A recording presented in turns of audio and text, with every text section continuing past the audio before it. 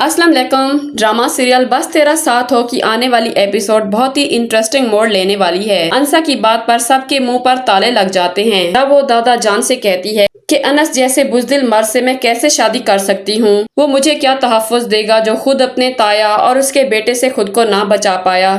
अनस हैरत और बेयकीनी से अंसा की तरफ देखता है और अपनी मर्दानगी पर शर्मिंदा होता है। अंसा खुर्शीद चचा के साथ उनके घर चली जाती है। रात में गली के कुछ आवारा लड़कों को जब पता चलता है कि अंसा खुर्शीद अंकल के घर पर रह रही है जो सिर्फ इसके बाप का दोस्त है, वो भी अकेला रहता है, तो रात के 4 बजे मोबाइल टॉर्च लाइट मार मार कर वो लफंगे लड़के अंसा को बाहर निकलने और उनसे उलझने पर मजबूर कर देते हैं। अंसा घर की बैल्कनी पर आती है तो वो अंसा के मुंह पर टॉर्च लाइट मारते हुए कहते हैं, फिर हमारे घर कब आ रही हो रानी, हम भी घर पर अकेले रहते हैं। एक कहता है कि मैं घर वालों को कल रात के लिए कहीं भेज दूंगा, तो दूसरा कहता है मैं तो रहता ही अकेला हूँ, खूब मजे करेंगे। ये सारी बातें मोहल्ले के सभी लोग सुनते हैं तो वो अंसा के किरदार पर बातें बनाने लगते हैं कि इस लड़की की वजह से हम शरीफों के मोहल्ले में आज ये सब हो रहा है, इसकी वजह से हमारी बेटियों के किरदार पर भी बातें बनाएंगे लोग। खुर्शीद चचा बाहर निकल कर इन लड़कों और मोहल्लेदारों का मुंह नोचते हैं कि आप लोगों को शर्म आनी चाहिए, एक लड़की जिसने कुछ किया ही नहीं है आप लोग उस पर जमीन क्यों तंग कर रहे हैं। वो बेचारी एक ना करदा गुनाह की वजह से आज बेसहारा और बेघर होकर रह गई है, बजाय मदद करने की आप लोग उसको ही गलत अलकाब से नवाज रहे हैं। तो लड़के खुर्शीद चचा से कहते हैं, तुम तो मजे में हो अंकल, तुम्हें क्या पता हमारी बेचैनी का, हमें भी मौका दिलाओ ना, आखिर हम भी तो अंसा के मददगार हैं ना। खुर्शीद अंकल अंसा और खुद पर लगे बहुतानों की वजह से दरवाजा बंद कर लेते हैं। अंसा बहुत ज्यादा रोती है और बाकी की रात यूं ही रोते और बैठे हुए गुजार देती है। खुर्शीद चचा अंसा से कहते हैं, मेरा बच्चा, तुम्हें मैंने इसलिए अपने साथ रखने से रोका था क्योंकि हमारा मुआशरा एक बेसहारा लड़की को बुरी निगाह और बुरी नियत से देखता है। मैं बेशक तुम्हारे बाप जैसा हूँ, आजकल लोग सगे रिश्तों पर भी झूठे बहुतान बांधने में नहीं हिचकिचाते। तुम्हें दादाजी की बात मान लेनी चाहिए थी, उनके पोते से निकाह कर लेना चाहिए था। इस जालिम दुनिया से बचने का सिर्फ तुम्हारे पास यही एक रास्ता था। अब भी देर नहीं हुई, ठंडे दिमाग से जरा ये बात सोचो। तभी अंसा रोती है कि चचा मैं यहाँ रुक कर आपके लिए मजीद मुश्किलात खड़ी नहीं कर सकती, ना आपको और खुद को मजीद गुनहगार कर सकती हूँ। मेरा अपना घर है, भाई नहीं है तो क्या हुआ, मैं ताला तोड़कर या फिर घर के दरवाजे से फलांग कर अंदर दाखिल हो जाऊंगी, मगर अब किसी के घर नहीं जाऊंगी, न ही अपनी जिंदगी यूं किसी बुज़दिल इंसान के साथ निकाह करके बर्बाद करूंगी। अंसा सुबह सवेरे खुर्शीद अंकल के घर से चली जाती है। खुर्शीद चचा जो अंसा के लिए बहुत ज्यादा परेशान होते हैं, रोते हुए अंसा को रोकते हैं, मगर अंसा शेरनी की तरह दहाड़ते हुए अपने घर के गेट पर पहुंच जाती है और ईंटें मार मार कर ताला तोड़ने की कोशिश करती है, मगर ताला टूटने का नाम ही नहीं लेता। फिर अंसा जैसे कैसे करके गेट पर चढ़कर घर के अंदर छलांग लगा लेती है। सुबह का वक्त होता है, सिवाय जमादार के अंसा को कोई नहीं देखता। अंसा अपने घर में दाखिल होते ही अपने कमरे में जाकर दरवाजा अंदर से लॉक करके रोने बैठ जाती है और मुसलसल अपने बाप को याद कर रही होती है कि अब्बू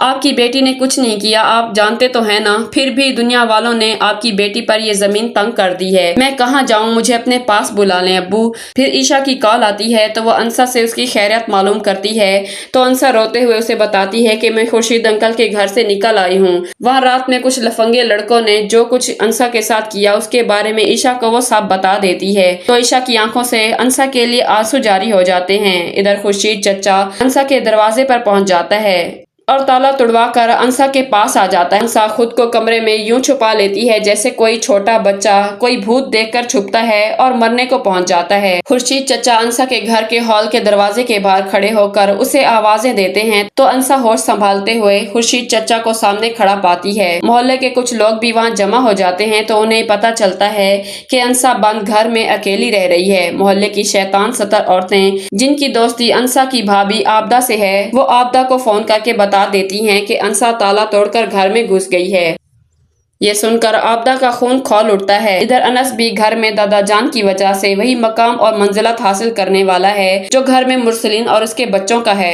दादा अनस को अपने साथ लेकर आते हैं तो अनस बाहर रुक जाता है। दादा और अमरीन अनस से कहते हैं कि तुम अंदर चलो, बाकी हम खुद संभाल लेंगे। मुरसलीन और उसकी फैमिली अनस को दादा जान के साथ देखकर आग बगोला हो जाते हैं। शैतान शायान कहता है, दादा जान दिस इज नॉट फेयर, अब अनस इस घर में नहीं आ सकता। इसने खुद कहा था कि मैं अगर इसके सामने इकरार कर दूं कि वो फेक वीडियो मैंने बनाई थी तो ये इस घर को छोड़कर यहाँ से चला जाएगा। दादा जान जाते हैं कि असल माजरा क्या था, इसीलिए अंसा दरबदर होकर रह गई है। मुरसलीन भी अपने बेटे शायान की बात पर अपने बाप के मुंह को आने लगता है कि निकालें इसे घर से बाहर। इसने जो हरकत की है, मैं इसे अब इस घर में नहीं रख सकता। जवान बेटी रहती है मेरी इस घर में। अमरीन कहती है, खुदा का खौफ खाएं मुरसलीन भाई, आप भी जानते हैं और हम सब भी कि वो वीडियो बनाने वाला शायान था। बजाय इसके कि आप शायान को उसकी इस घटिया हरकत पर सजा दें कि इसने एक मासूम लड़की की जिंदगी तबाह करके रख दी है। वो लड़की इसकी वजह से आज दरबदर होकर रह गई है।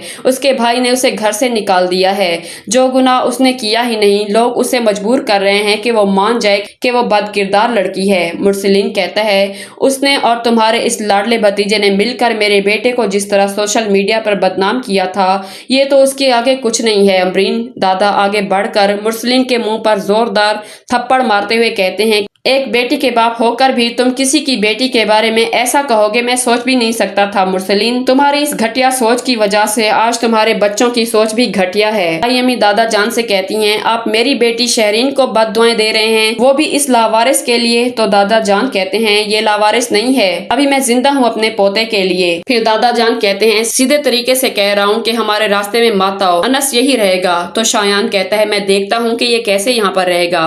शायान अनस के रूम में जाकर उसके कपड़े उठाकर जमीन पर फेंक देता है और उसे कहता है कि उठाओ अपना सामान और निकल जाओ अभी के अभी इस घर से।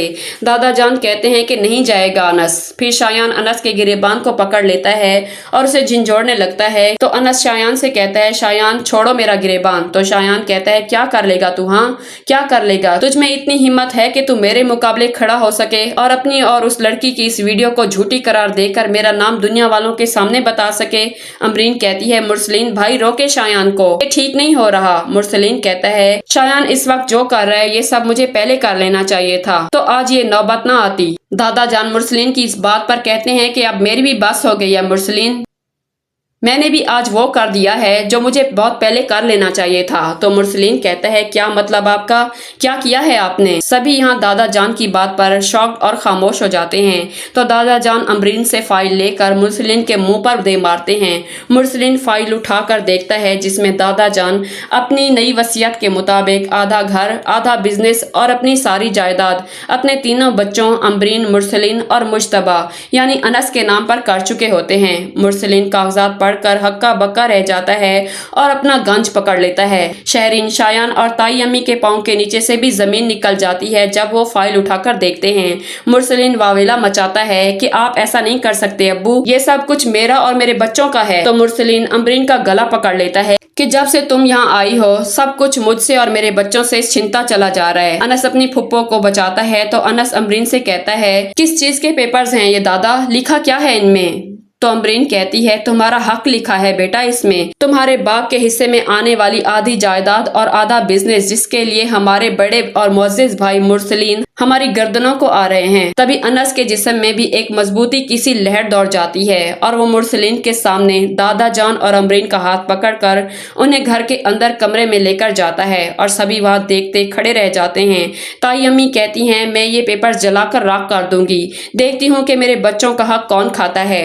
तभी दादा जान कहते हैं, शौक से जलाओ बहू, इसकी ढेरों फोटो कॉपियां मेरे पास हैं और असल कागजात भी। अब तुम लोगों का जुल्म खत्म हो चुका है, जो जैसा करेगा अनस के साथ वैसा भरेगा अनस से। कुछ घंटे गुजरने के बाद अनस किचन में जाकर दादा, अमरीन और अपने लिए खाना बनाता है। तो शहरीन पहले की तरह किचन में आकर ठीक उसी तरह पानी की बोतल उठाकर खाने में पानी डालने वाली हरकत करती है कि अनस शहरीन का हाथ पकड़ लेता है और कहता है, लगता है तुम भूल रही हो शहरीन कि अब ये घर मेरा भी उतना है जितना तुम लोगों का, और कहता है तुम लोगों को तुम्हारी जबान में निमटने का वक्त आ गया है। ये कहकर अनस शहरीन के सर पर पानी उंडेल देता है और खाना लेकर वहां से चला जाता है कि शहरीन अपने माँ बाप के सामने आकर उन्हें अपना हुलिया दिखाते हुए कहती है कि उस अनस की इतनी जुर्रत कि उसने मुझ पर पानी फेंका। तो शायान शहरीन का हुलिया देखकर उस पर हंसता है कि सच सच बताना शहरीन, तुमने खुद अपने ऊपर पानी फेंका है ना, ताकि तुम उस अनस को अम्मी या अब्बू से मार खिला सको। तो अब ऐसा कुछ नहीं होने वाला क्योंकि वो भी अब इस घर का आधा हिस्सेदार बन चुका है,